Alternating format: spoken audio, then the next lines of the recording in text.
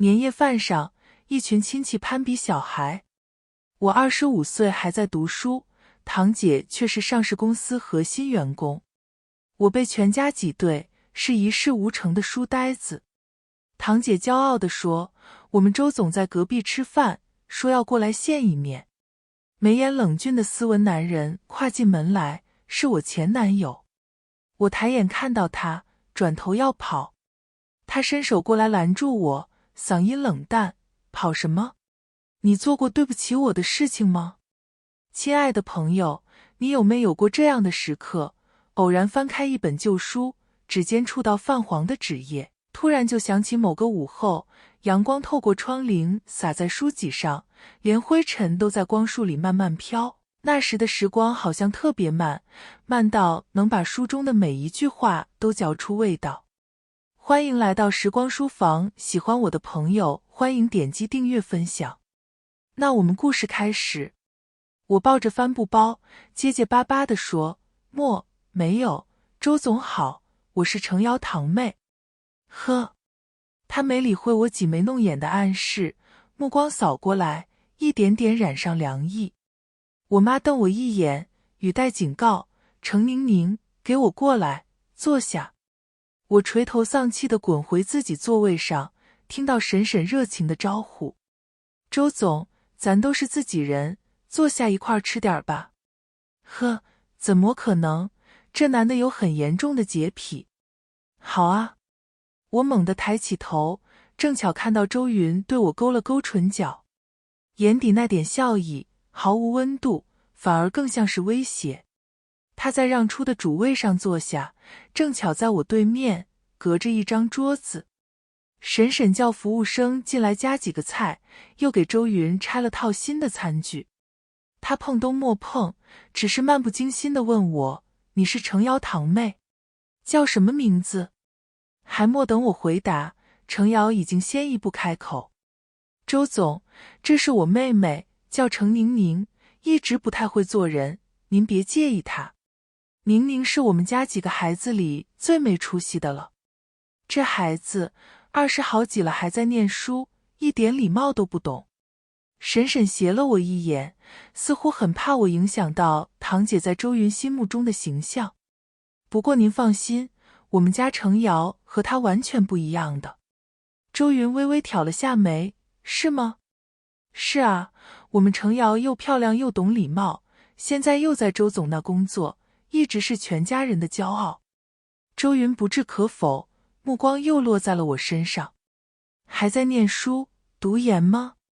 我有气无力地说，是的，研3。哪个学校？什么专业？我偏过头去，不想理会，当作没听见。我妈一手捅了捅我腰间软肉，一边替我回答，临城大学，工业设计。从前编造的假资讯被尽数戳破。我心惊胆战，看着周云唇边勾着的那一丝若有似无的笑，总觉得他下一秒就会掏出一把加特林对着我突突，并质问，你在我面前除了性别，还有什么资讯是真的？我还在出神，对面的周云忽然起身走过来，微微弯下腰，推过来一张名片。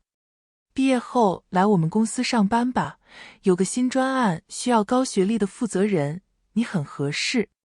程瑶猛地站起来，周总说的是跟春景合作的那个专案，可明明说负责人是我。周云已经走到了门口，闻言停步回头，语气如常，你不是又漂亮又懂礼貌吗？公司缺个前台，年后就给你调岗。周云离开了包厢，几句话给我们一大家子人干沉默了。这时候服务生推门进来，您好，刚刚说要加的菜。出去。婶婶猛地呵斥了一声，又阴沉着脸看向我，你认识周总？我摇摇头，没见过。程瑶呆呆地坐在位子上，像是仍然没反应过来。她是全家人的宠儿，从小就漂亮，又很会讨大人欢心，每年聚会都要被拉出来夸奖。今年工作跳槽，事业发展正顺，婶婶特意在星级酒店订了这顿年夜饭，本来是过来炫耀的。一秒天堂，一秒地狱，大概就是说的他们今晚的心情。我妈端起茶杯，喝了一口，慢悠悠地说：“哎，瑶瑶也别太伤心了，毕竟上市公司，前台说出去也还是很有面子的。”我爸就瞪他：“你少说两句吧，没看到瑶瑶心情不好吗？”莫眼色。一顿年夜饭不欢而散。叔叔婶婶阴着脸去结账，我爸追出去抢着付，我妈又去拦他。我落在最后，默默把没吃完的酱骨头打包，准备带回去喂流浪狗。结果刚走到包厢门口，眼前光线蓦地一暗，我下意识后退一步，就见周云跨进来，反手关了房门。他盯着我，语气不善，又想跑。我试图装傻：“周总，您在说什么？我是该叫你程宁宁，还是薛以宁？”他扯着唇角，冷笑一声，吃干抹净就走人，连一点资讯都没留下。现在我就站在这里，你把当初说过的分手理由再说一遍。我蔫巴巴的道歉：“对不起，周总。”说：“你是 B 型血，我也是 B 型血，我怕咱俩以后生出来一个二 B。3年前，我跟周云说过一模一样的话，当时他还傻里傻气地告诉我，我弄错了，他不是 B 型血。我说，那你报下身份证号。他真的一字不落地背出了自己的身份证号。我又说，你身份证号和我不一样，咱俩不合适。然后干脆利落地拉黑了他。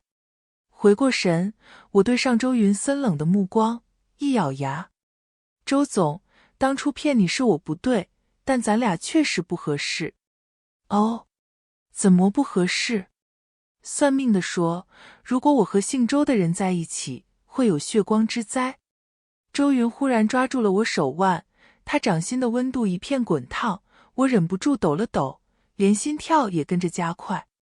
他盯着我眼睛，一字一句地说：“你再胡说八道一个字，现在就会有血光之灾。”包厢灯光大亮着，照在他碎碎融融的黑发上，那副好看又熟悉的眉眼，如今凝着冷意，却让我鬼使神差想到了3年前。房间的灯光被调暗，浴室里的水雾飘出来。周云帮我吹着头发，不知不觉中，温热的指腹就沿着脖颈一路往下。他动情时眼尾会微微发红，欢愉到极致，桃花眼也晕开一片水雾，像是一场漫长的山涧春雨，惹人湍急。想到这里，我咽了咽口水，我们好聚好散，不行吗？正巧这时候，我手机响了，是我妈打来的电话。程宁宁，你是不是又在楼下喂流浪狗？赶紧回家，这么晚了。哦，好。我忙不迭的应声，挂了电话，看着周云，我妈催我了。她不松手，地址。啊？你家地址告诉我，然后把我从黑名单放出来。周云的语气十分不善，再拉黑我，我就去你家找你，盯着你把我放出来。我含泪把他从黑名单拉出来，又把家里的地址发给他。没想到周云根本不信，这地址是不是又是你编的？我大怒，你对我一点信任都没有吗？他嗤笑一声，有前科的人没资格说这种话。我自知理亏，默默撤回刚编的社区名和门牌号，输入真实地址。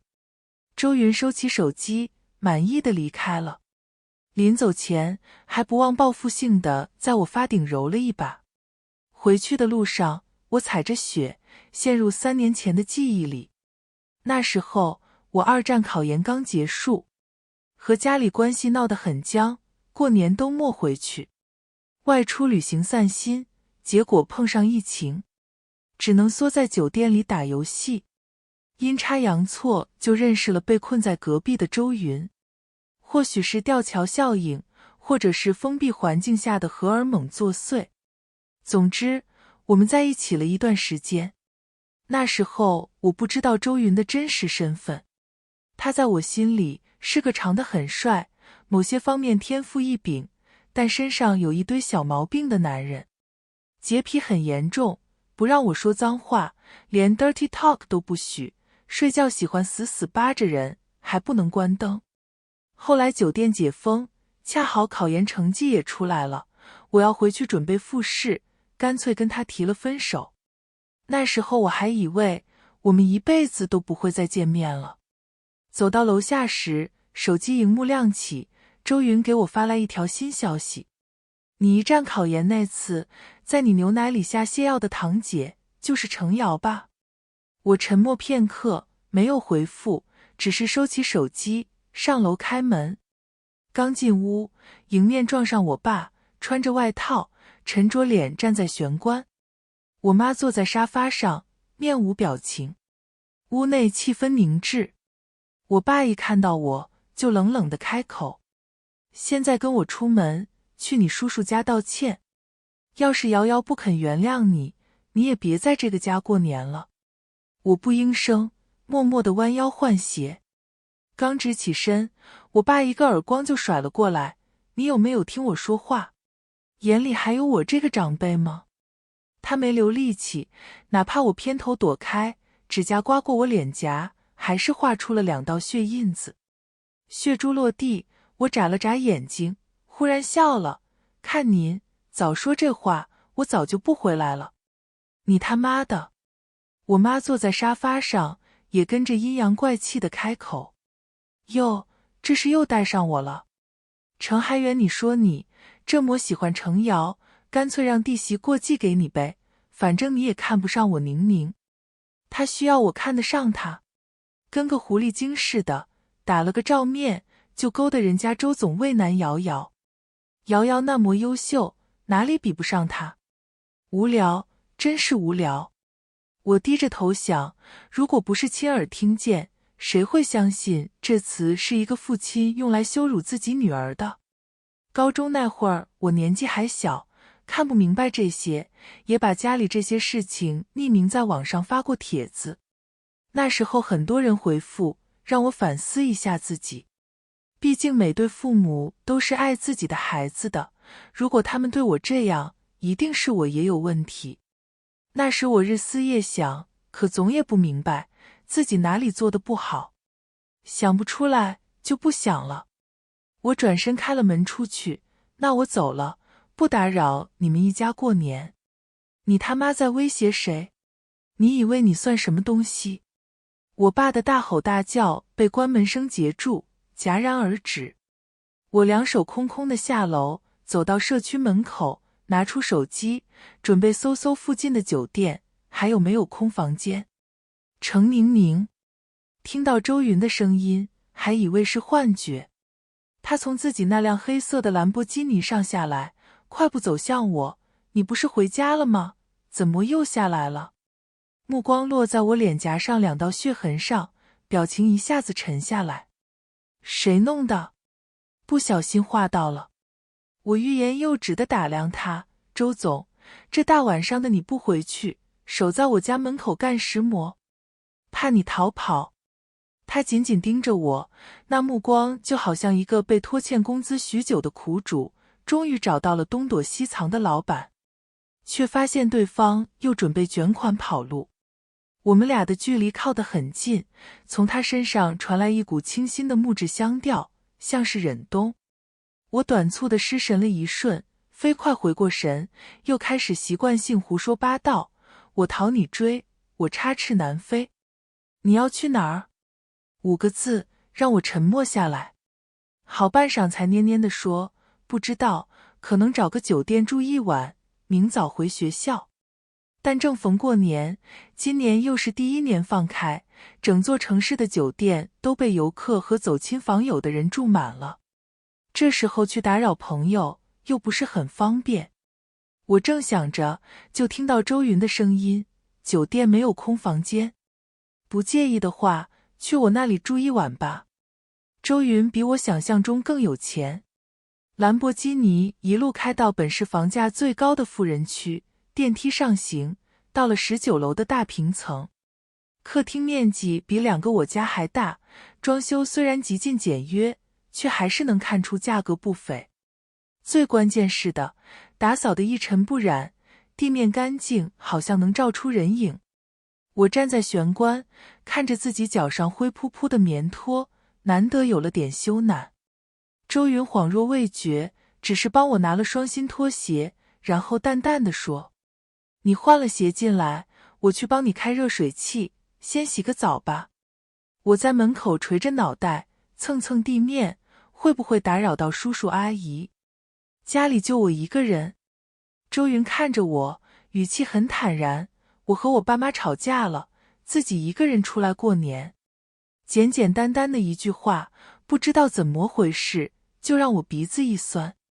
3年前，恋爱的那2个月，我在周云面前警惕地保护着自己的一切个人资讯，但他毫无保留。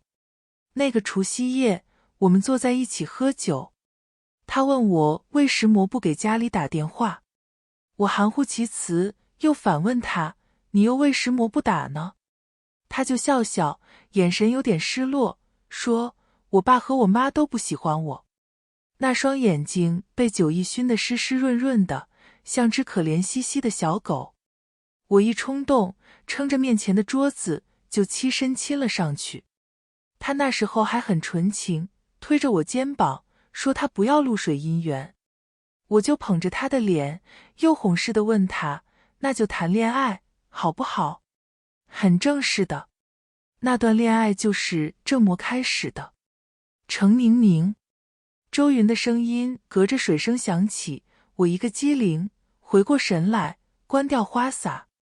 听到他说：“睡衣给你放在门口。”一套素的不像话的深灰色男士睡衣，我穿在身上空空荡荡，宽大的不像话。吹好头发出去的时候，周云已经在餐桌上摆好了酒。我拿起一罐啤酒看了看，大过年的，我们就喝这玩意儿吗？他抬眼看着我，嗤笑一声：“不然你还想和我干点什么？”这话就很有歧义。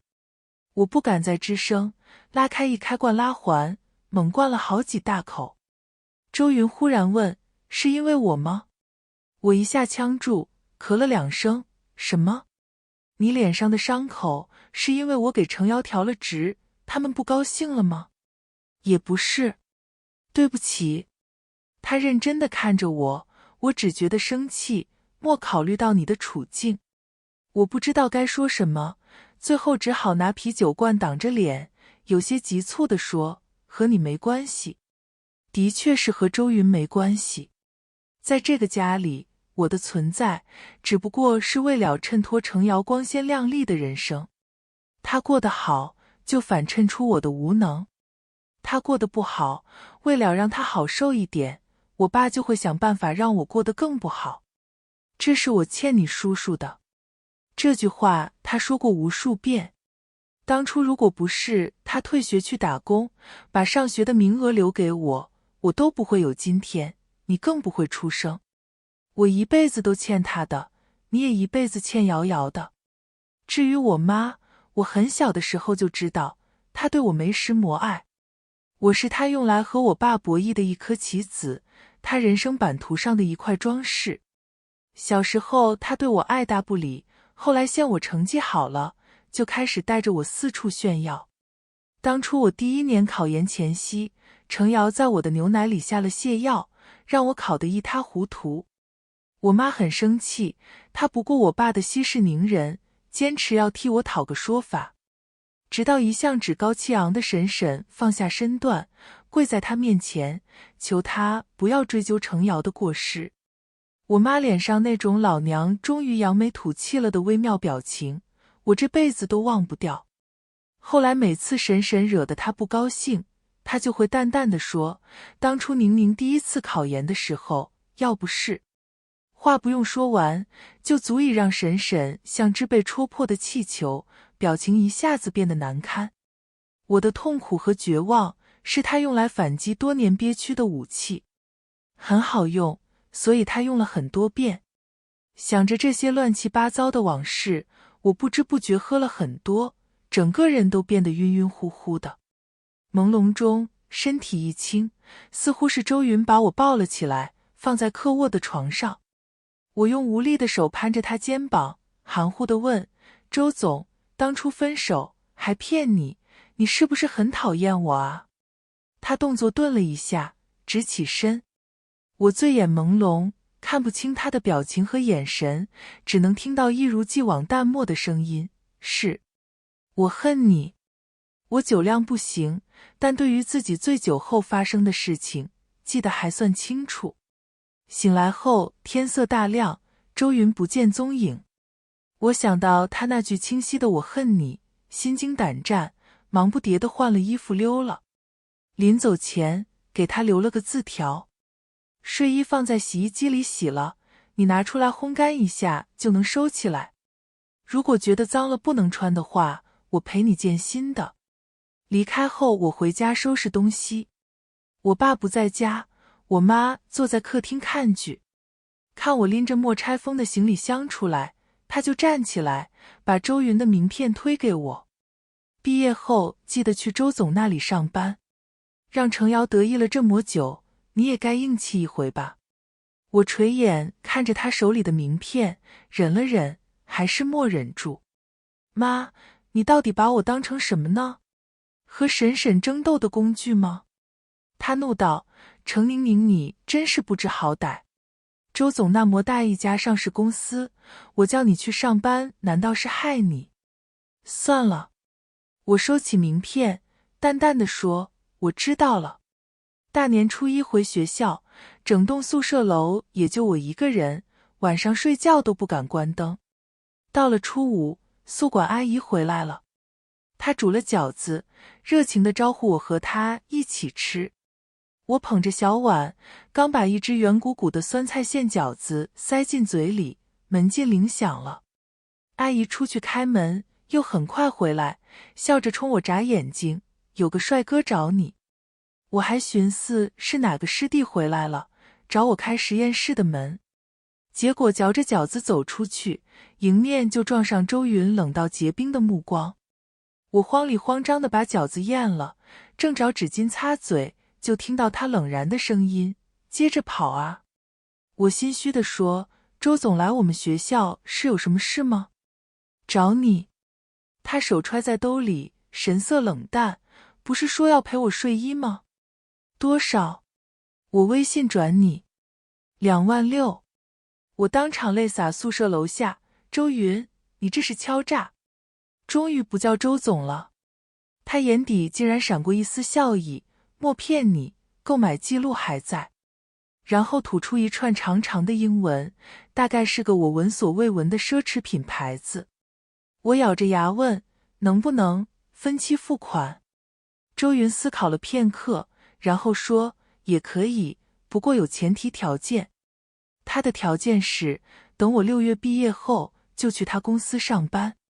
我又想到那句在我喝醉时清晰入耳的我恨你，总觉得他是为了报复我当初骗他又甩他，想把我放在身边慢慢折磨。但周云搞了个很正式的流程，让我发给他一份简历，又安排了首轮和2轮面试，最后发来了一封 offer， 上面的薪水也很可观。他说：我不想让别人觉得你是靠我的关系才进来的。我有气无力地问他：难道不是吗？当然不是。阳光穿过车窗照进来，他侧过头，冲我轻轻笑了一下。我要你来，是因为你是临城大学王牌专业的研究生，还是拿过校长奖章的优秀学生？要相信自己的优秀，宁宁。我的心跳忽然无法控制地加快。那天下午，我正在改毕业论文，程瑶忽然发来消息，说她在我们学校门口等我。我没空。怎么，需要我让二伯父亲自过来请你吗？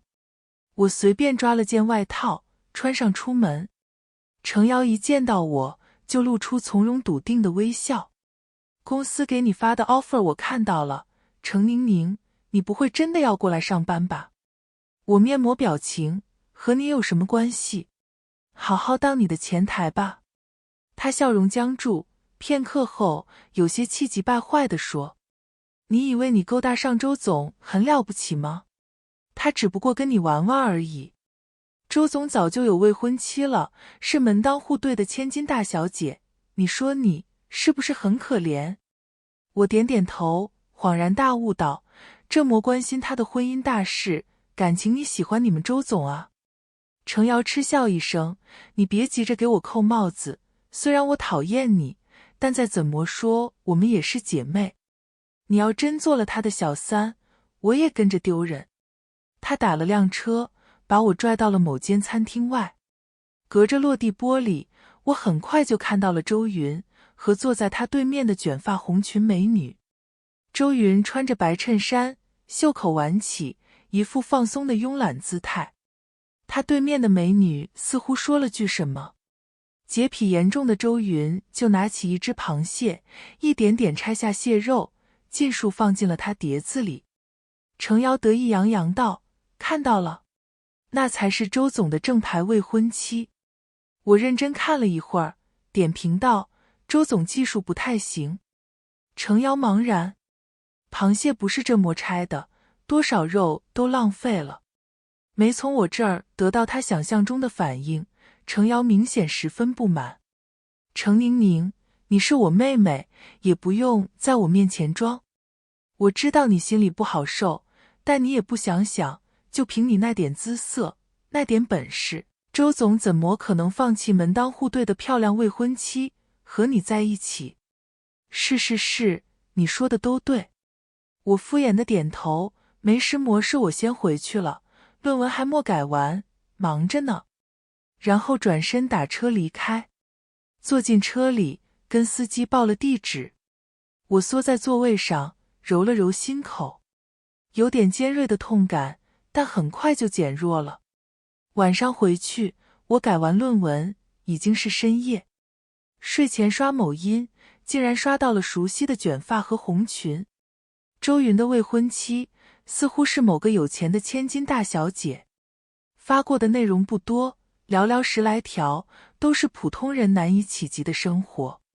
最新的这条定位在本市最奢华的5星级酒店，68层的总统套房。画面上是她美艳到极致的脸和角落里玻璃窗反射出的笔记本荧幕明明暗暗的光，还有握着滑鼠的明显属于男人的手。配字：共度良宵。后面跟着一个干杯的表情。评论区一水儿的艳羡和夸赞，我想了想，也跟着发了条百年好合。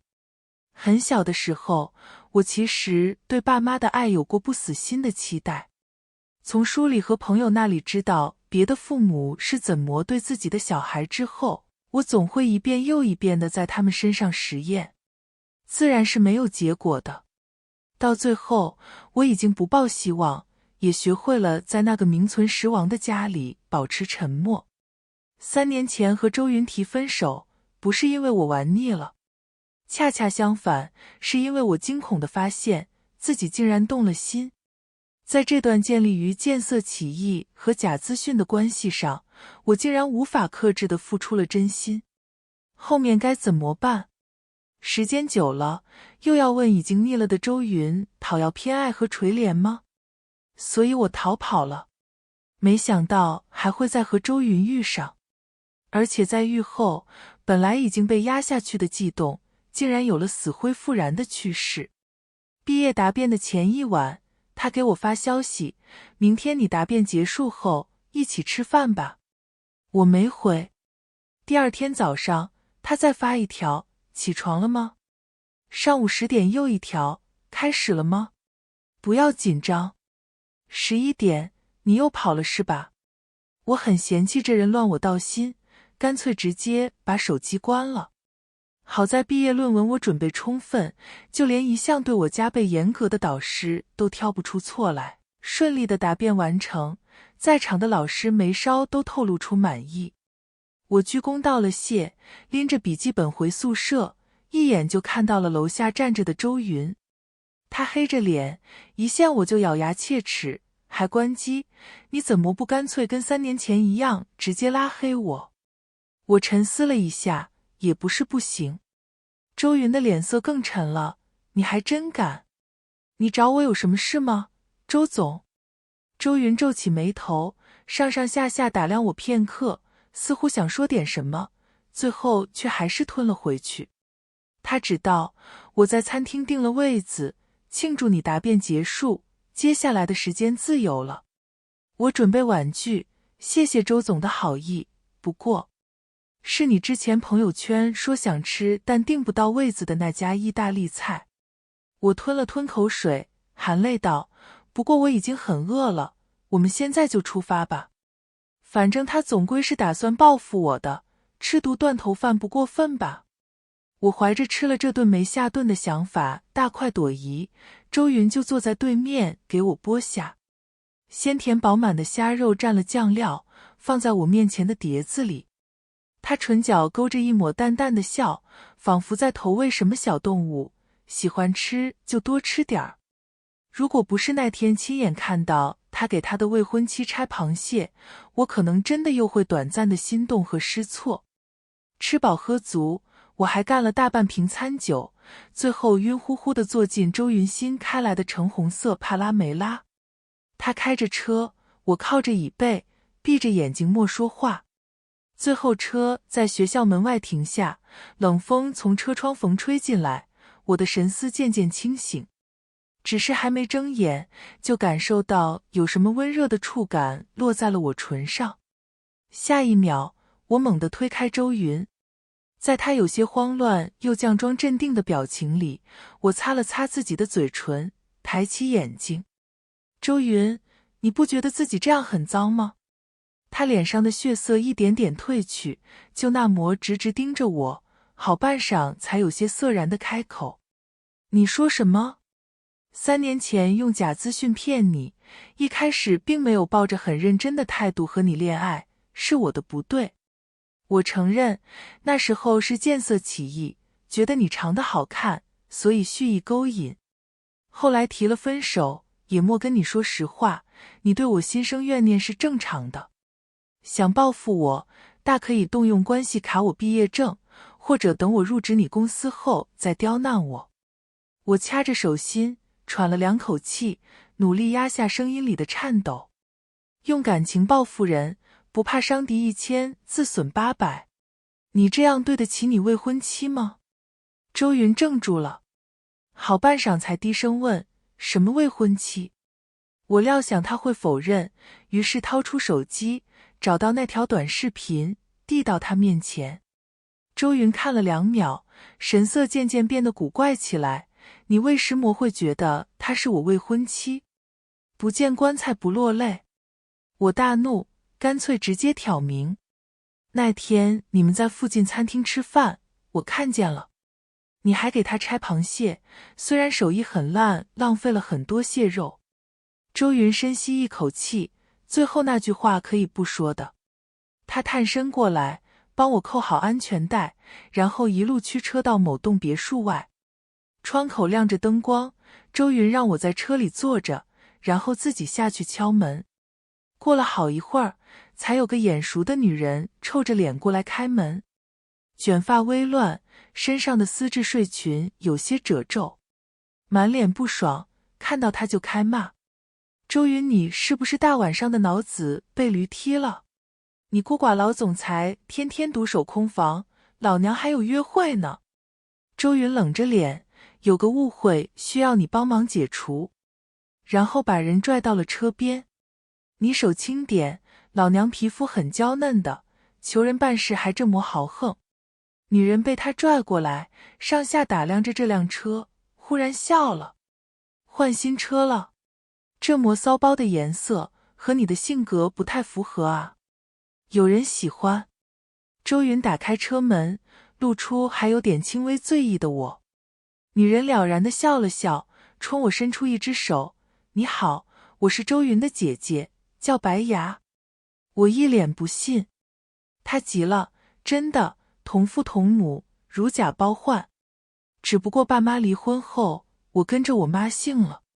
周云说，那天我请你吃饭，他看到了。白牙一脸恍然大悟，哦，上个月啊，周云有事需要我帮忙，特意请我吃饭，看我新做了指甲，还很殷勤地帮我拆螃蟹，结果手艺太烂，浪费了好多蟹肉。周云额头青筋直跳，后面那句就没必要说了吧。原来是误会啊。我拿冰凉的手背贴着自己脸颊，罕有的感觉到一丝尴尬。周云皱着眉说，还有你发的那个短视频，又是谁？新交的小男朋友？怎么，这你也要管？白牙一点也不留情，扬了扬下巴。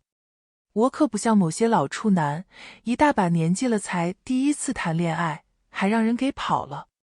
周云，你太丢人了，以后出门别说是我弟弟。说完，他摆了摆手，转身进屋。关门的一瞬间，我看到玄关站着一个高挑的身影，一现白牙就低头吻了上去。我们好像真的打扰到他了。周云坐进车里，和我面对面沉默了一会儿。他嗓音有些冷淡，你不想说点什么吗？我垂头丧气，对不起。所以你关机不理我，是以为我有未婚妻？我本来想嘴硬一下，对上他认真的目光，到底还是点了点头。你拜托你姐姐办的，是什么事啊？他轻轻笑了下，秘密，现在还不能告诉你。我突然想到了很重要的事，那睡衣还需要我赔吗？程宁宁，你能不能专心点想我们的事？我沮丧地说，是在想我们的事啊，那不是你的睡衣吗？闭嘴！下一秒，他凑过来亲我，车灯的光落进眼底，柔软的嘴唇在我唇上辗转撕磨，渐渐变得滚烫。他抵着我额头，急促地喘气，今晚不回学校了，好不好？我讨价还价，那我能不能说点 dirty talk 助助兴？周云眉头一皱，我欲擒故纵，算了，不为难你，我还是回学校吧。他眼睫颤了颤，妥协道，可以。市郊的别墅庭院里，月光照在秋千上，玻璃花房中间是圆形的温泉池。我抓着周云，看着他泛红的眼角，命令道，叫老公。他咬牙道，程宁宁，你不要得寸进尺。我收回手，一脸索然无味，算了，既然你这么不情愿，我也不是非你不可。转身的一瞬间，身后伸过来一只手臂，勾着我的腰，一起扑进温泉池。四溅的水花里，他把我抵在温泉池畔，眼底雾气丛生，现在想跑，已经晚了。第二天醒来后，周云问我，不是本来该在学校改论文，怎么会跑去那么远的餐厅？我披了张毯子，懒洋洋缩在沙发上，我觉得你应该能猜到。又是程瑶。周云沉下脸，当初他给你下药耽误你考试，你就该报警的。我笑了，怎么报警？我妈抢了我手机，指着鼻子骂我，说她好不容易出了口气，我要报了警，她还怎么反复拿这事让我审审对她低头。这件事的细节，3年前我并没有对周云说过，如今提起来，已经不像当初那样愤慨和伤心，只剩下一片漠然。话已经说到这里，我干脆跟周云坦白，一开始编假资讯给你，其实就是习惯了，没办法跟外人开口讲我家这种畸形的情况。后来分手也是因为这个。在你之前还有个人，我暗恋了他好几年，我连开口都不敢。后来他说他也喜欢我，我反而觉得害怕。任何一个正常人得知我家里的情况，都不会再选择我了吧？所以他表白了，我反而拒绝了。你看，在感情上我就是这么一个糟糕的人。周云抿着唇，下颌线紧绷，眼神冷得像是要结冰。我本意是想告诉他，我并不是因为不喜欢他才提的分手，而是发现自己情不自禁地动了真心，却不知道该怎么维系一段健康的亲密关系。也没有信心这段起源于吊桥效应、建立在谎言上的感情真的能长久。没想到他越听脸越黑，你还喜欢过别人？我试图辩解，大学那会儿的初恋都没在一起过呢。他眼底阴着委屈的神色，固执道：不行，你不能喜欢别人，我只喜欢过你一个人，你也要只喜欢我。周云这人黏糊起来还真黏糊。我撑着额头，那都是过去了，我现在当然只喜欢你啊。再说一遍，那都是过去了。就后半句，我停顿几秒，反应过来，你明明说过你恨我，但我很好哄的。周云坐在我对面，抓住我手腕蹭了蹭，整个人一点点贴过来，用最平静冷淡的表情说着最没骨气的话：只要你不要再丢下我跑了，我就会一直爱你，永远永远不会变心。后来我嘲笑他实在是没有什么霸总的气场，像只粘人的小狗。他就凑过来亲我，低声问我：那你愿不愿意多养只小狗呢？救命！面对这样的周云，我时常觉得自己是个老禽兽。3月底，我入职周云的公司，恰好那几天他要去外地出差，临走前特意嘱咐我说安排了专案组的资深成员带我熟悉业务。结果入职后我才发现，部门里不少同事看我的眼神都怪怪的。很快，我就在茶水间八卦里得知了缘由。听说新来的那个程宁宁是周总的三儿。啊，不是临城大学的高材生吗？高材生不要脸起来更没下限，面对周总这种青年才俊，就是明知道他有未婚妻，还不是巴巴的倒贴上去。砰的一声，我推开门，看着里面的两男两女笑了笑。谁倒贴谁？你们怎么知道周总有未婚妻？怕他床底下听见的。最边上的短发女人嚷道：少在我们面前装。程瑶都亲眼看见了。看见什么了？看见周总和他未婚妻一起吃饭，还看见你对他勾勾搭搭，蓄意勾引。我哦了一声，从兜里拿出手机。成，都录下来了，等周总回来，你们带上程瑶，亲自去跟他求证吧。面前4个人齐刷刷变了脸色。果然，到了下午下班后，程瑶就主动过来找我了。她一脸伤心地对我说：宁宁，我们是带着血缘的亲姐妹，你一定要这么对我吗？这么多年了，她颠倒黑白的功力还是一如既往。我想起小时候，那会儿我才4岁，懵懵懂懂的，她递过来一个小蛋糕，我没多想就吃了。结果程瑶转头去跟我爸告状，说我抢了他的小蛋糕。6岁的程瑶眼里包着泪水，抽噎着问：二伯父有了妹妹，是不是就不会最喜欢我了？当然不会了。我爸呵斥了我几句，又把程瑶抱起来，柔声哄她：瑶瑶永远是二伯父的小公主啊，想吃什么小蛋糕，二伯父带你去买。后来的20多年里，我从没听过我爸用那么温柔细致的语气跟我说过话。想到这里，我笑了笑，冷下脸：别在我这儿演白莲花，我又不是你二伯父，不吃这套。程瑶一僵，又换上了一副恳切的表情：不管怎么说，你都是我妹妹，我们家唯一一个高材生，我怎么能眼睁睁看着你这么自毁名声呢？除夕那天，你们程家人可不是这么说的啊。我啧了一声，我还记着呢，你们说我是书呆子，没礼貌。当初你给我牛奶里放泻药的时候是怎么说的来着？除了成绩好一无是处，你要让我唯一的希望也灰飞烟灭。现在轮到你了，程瑶。我把那段录音直接发到了公司群。一片寂静，满朝文武竟无一人敢言。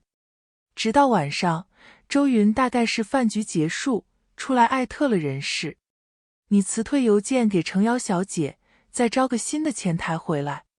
程瑶强装镇定，周总，我没有违反公司规定，您就这么开了我，是违反劳动法的。真稀奇，他竟然还懂劳动法。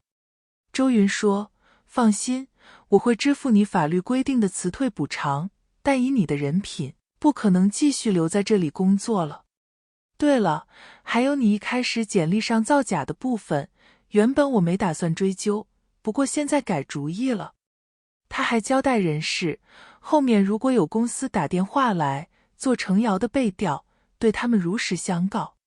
目睹了程瑶被裁的全过程后，这天下班时，茶水间4人组挨个来找我道歉，说自己有眼不识老板娘。我深感不妥，晚上回去就跟周云商量，要不还是算了吧，我不想在你这儿干了，真的显得很像关系户。我说，但明明研究生是靠我自己考上的，期刊论文是靠我自己发的，我也可以靠自己找到很好的工作。好，周云已经熟练掌握了我讨价还价的技巧。那不能每天在公司见面的话，就搬来和我一起住，好不好？我犹豫道，可是你的郊区别墅真的很远。他眼睛亮亮的凑过来，把车钥匙塞进我手心。没关系，那辆橙红色的帕拉梅拉本来就是给你买的，是你3年前说过喜欢，我一直记得。可恶，好有心机的男人，谁能拒绝一辆橙红色的帕拉梅拉呢？我接过钥匙，又想起一件事，但我本来计划毕业后自己住，就把我一直在喂的那只流浪小狗拐回家的。洁癖十分严重的周云脸一垮，不情不愿地说，没关系，我也一直很想养狗的。我开着新到手的帕拉梅拉，去买了航空箱和一些宠物用品，就打算回去接狗，还提前给它想了个名字，叫布丁。没想到在楼下撞见了我爸，他一见我就沉下脸，大步走过来，质问道，瑶瑶的工作丢了，是不是你害的？我拎着航空箱，淡淡的说，他自己长舌妇，背后造谣老板，他活该。你还有脸说？如果不是因为你，瑶瑶前途一片大好，怎么可能沦落到今天这样？程宁宁，你别太自私了。得，他以前考试砸了，你嫌我考得太好刺激了他，现在他工作没了，又怪到我头上，是不是赶明儿他程瑶英年早逝了，你得怪我莫给他把命续上。我爸大怒，抬手一巴掌抽在我脸上，程宁宁，你在咒谁？这一耳光用力太狠太快，我没能躲过去，口腔里甚至尝到了一股淡淡的甜腥味。嗡嗡作响的耳鸣声里，我提起手上拎着的航空箱，重重地朝我爸砸过去。尖锐的棱角刮过他脸颊，出现在我身上很多次的伤口，也出现在了他脸上，只是比我从前要严重得多。暴怒的我爸想过来还手，却被几个闻讯赶来的邻居制止了。楼下的叔叔大声道，明明都多大的孩子了，姑娘家家的，你难道真想把他往死里打？最后我爸狠狠地瞪了我一眼，转身上楼。我蹲下身，黄白相间的小流浪狗撒着欢儿从树丛里跑出来，脑袋使劲在我手心蹭。我刚把它放进航空箱，抬眼就看到了我妈。她走到我面前，不咸不淡地说，长本事了，现在连你爸都敢打了。我嗯了一声，拎起航空箱往停车场走。我妈跟着我一路到了帕拉梅拉旁，倏然眼睛一亮，你现在确实是有本事，这是周总送的。说起来也奇怪了，他那么大一家公司，怎么就看上你了？不等我回答，他又自顾自地说，算了，管他怎么看上的，你好好把握机会，被程瑶欺负了这么多年，可算扬眉吐气一回。下次我同学聚会，你开你这车回来送我。我拉开车门，小心翼翼地把布丁放进去，然后转头看着他，不，我不会再回来了。我妈不高兴地觑着我。你爸打你了，我可没惹你吧？过年吃饭的时候，你不愿意搭理人家周总，还不是我替你打了圆场？这话说得太过于荒谬，我忍不住笑出了声。你知道吗？其实我早就不在乎我爸怎么对我了，我就是一直不甘心，觉得我们明明血脉相连了10个月，为什么你就是不肯爱我，只把我当作炫耀的工具？我用手背抵着脸颊上又痛又热的巴掌印，但现在这些都不重要了，我已经不在乎你了。到底是读书多，这种大不孝的话让你说出来都有几分歪理。我妈冷笑，再怎么说你都是从我肚子里爬出来的，程宁宁，你欠我一条命。如果可以选的我绝对不会选择你做我的妈妈。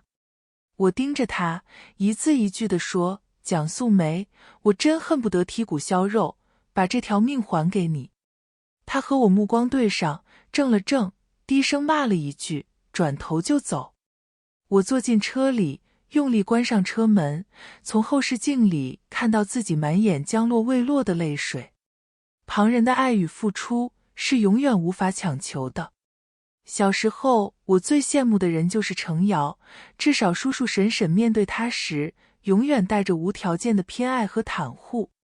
这些他唾手可得的，却是我穷极一生也追不到的泡影。好在我已经长大了，有些东西也不是没得到就不能活。我回去的时候已经是傍晚，周云就站在门口等我，看到我脸颊肿起来的掌印，眼神一下子就冷了。你要是再告诉我这是你不小心弄的，别怪我亲自去你家登门拜访。我抱着我脏兮兮的小狗，低头道，是我爸打的，不过我还手了，他比我伤得更重。周云的声音里压着怒气和懊恼，是因为我辞退程瑶的事情。关系不大，没有这事，也会有下一次程瑶不高兴。反正他心情不好，就一定是我的错。不过以后我不会再回去了。我终于压抑住了流泪的冲动，抬起头看着周云，带我回家吧。周云一手牵着我，一手抱着浑身是灰的布丁，神色凝重地走进了别墅。他洁癖真的很严重，但自始至终都没有松过手。布丁察觉到他的情绪，伸出舌头讨好地舔了舔他的手背。周云的脸色就更臭了。看在我老婆的面子上，原谅你这一次的冒犯。他跟狗对话，从现在开始，莫洗干净之前，不许碰我。布丁歪着脑袋看了他一会儿，忽然伸出舌头舔了舔他的脸颊。他猛地站起身，把他拎进浴室，然后黑着脸走出来，什么时候给他洗澡？这天晚上，我把小流浪狗洗得干干净净，还把它的窝安置在了我床边。周云拿了冰袋过来给我敷脸，垂着眼睫问我，你以后如果要再回去，就带上我一起，可以吗？怎么，你要回去和我爸打一架吗？我笑了笑，结果牵动了脸颊的伤，疼得倒抽一口凉气。周云嗓音森寒，他不配做你爸。不说这个了。我开始十分不老实的动手动脚，今晚我一点都不困，不如我们一起酝酿点睡意吧，老婆。周云喉结上下滚动，眼尾也跟着红了，不要乱叫。老婆，我脸疼。我哼哼唧唧，冰敷不管用，需要热敷。周云看着我，眨了眨眼睛，等明白我的意思后，耳根都红透了。程宁宁，你……我捧着他的脸亲上去，学着他3年前的口吻，你不要说这种话，污言秽语的，万一被别人听到了，影响不好。学完之后，我忍不住笑了，是，我知道，我太不矜持了。可这是你家别墅，老古板，不会有人听到的。安静片刻，周云忽然凑过来，低低在我耳边说了一句话。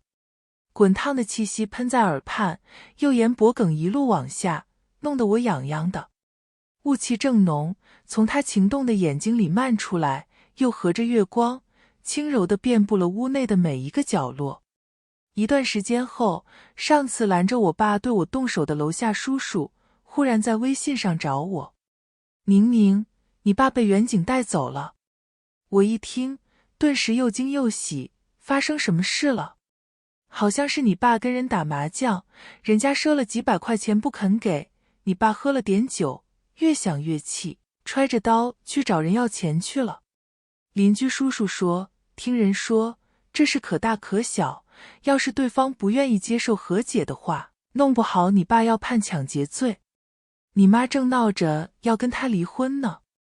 这事或许和周云有关，或许没有，但总归是不重要的人，我连找他求证的想法都没有。这段时间，程瑶找工作也一直进展不顺。他简历上资讯造假，又有造谣老板的前科，做过背调，就没有几家公司肯要他。也不知道程瑶是怎么想的，走投无路下，竟然跑来找周云投怀送抱。我和程宁宁是姐妹，我还比她漂亮，她一个书呆子懂什么？周总既然连程宁宁都不嫌弃，为什么不考虑我呢？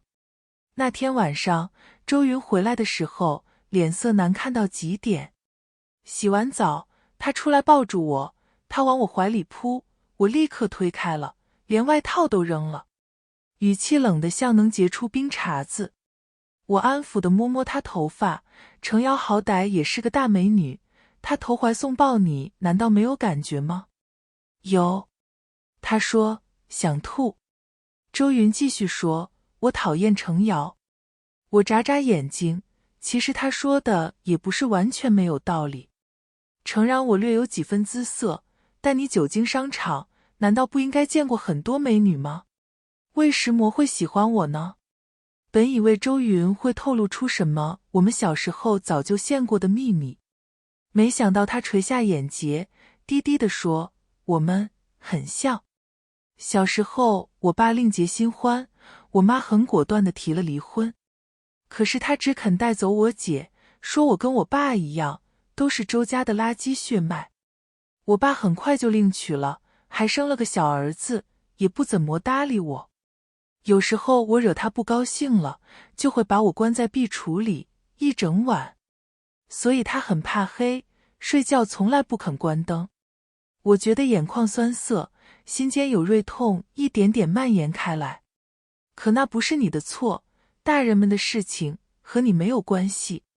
周云凑过来抱住我，我已经长大了，不会再纠结这些没有意义的事。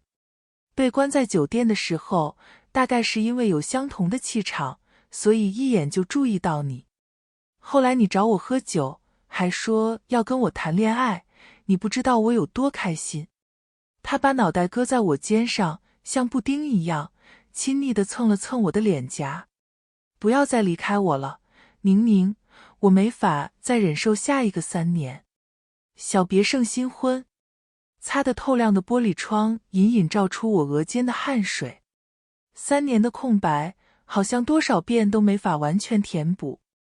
6月份，我回了趟学校，参加毕业典礼。飘扬的彩带里，我作为优秀毕业生上台演讲，一下来就迎面撞上周云。他抱着好大一捧向日葵，冲我弯起唇角，毕业快乐，宁宁。我接过花束，仔细打量他的神情，你好像很紧张。他喉结上下滚动了2圈，默默从口袋里拿出一个小盒子，打开来，黑丝绒上的铂金戒圈，一堆大大小小的碎钻，簇拥着正中间那颗闪得人眼睛都快花掉的粉钻。是一颗收藏级别的粉钻，上次请我姐吃饭，又让给她一单合同，她才同意卖给我，还请设计师帮忙设计了戒指。周云紧张又期待地看着我，宁宁，和我结婚，可以吗？原来这就是他找白牙帮的忙。我答应了他。我一直相信，每个人的好运气都是平等的。上天没有给我幸福美满的家庭和无条件爱我的父母，但给了我聪明的头脑，不逊于任何人的学习和工作能力。至于情感上的缺失，就全交给周云来填满。相爱的人，再远也能重逢。今天的时光书房之旅到这里就暂告一段落了。下一期我们会带着新的时光之书与你相遇，可能是关于老上海的弄堂故事，也可能是藏在经典名著里的岁月细节。记得常回来看看，时光书房永远在这里，陪你在文字里与时光温柔相拥。咱们下期见。